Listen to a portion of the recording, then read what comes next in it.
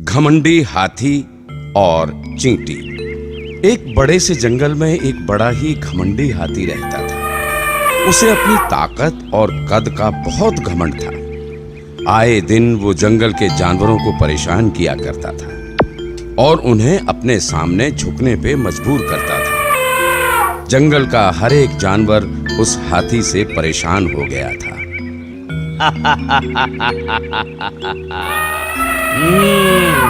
मैं इस जंगल का राजा हूँ। मैं सबसे ताकतवर और बड़ा हूँ। मेरे सामने कोई टिक नहीं सकता।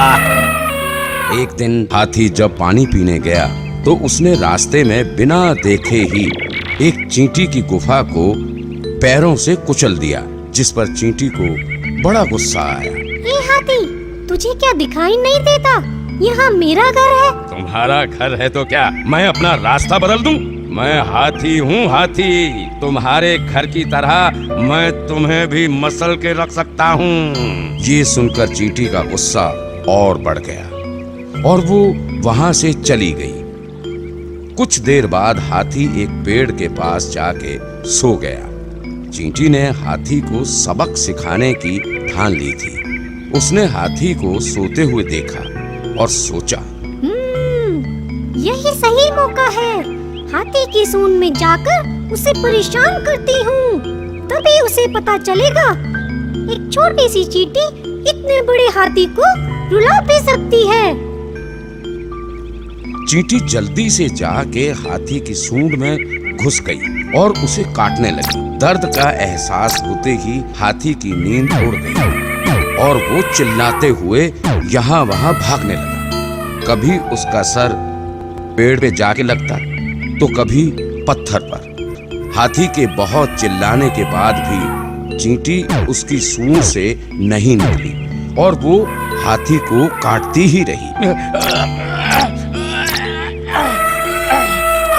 अरे कौन है मेरी सूंड में? बाहर आ जाओ। और हाथी को तड़पता देख काफी देर बाद चींटी बाहर आई। हाथी चींटी को देखकर हैरान रह गया। क्यों रे हाथी, तू मुझे मसलना चाहता था? देख, अब मैंने तेरी क्या हालत कर दी है। मुझे माफ कर दो चींटी बहन। मैं आगे से तुम्हें कभी परेशान नहीं करूंगा। सिर्फ मुझे ही नहीं, पूरे जंगल में तुम किसी को परेशान नहीं करोगे। नहीं तो ये देखो, मेरे सारी दोस्त तेरी नाक में घुस जाएंगी और तुझे बहुत परेशान कर देंगी। हाथी सब चींटियों को देखकर डर गया और बोला, मुझे माफ कर दो चींटी बहन। मैं आगे से तुम्हें कभी परेशान नहीं करूंगा। ये कहकर हाथी अपना सर झुकाकर वहां से चला गया।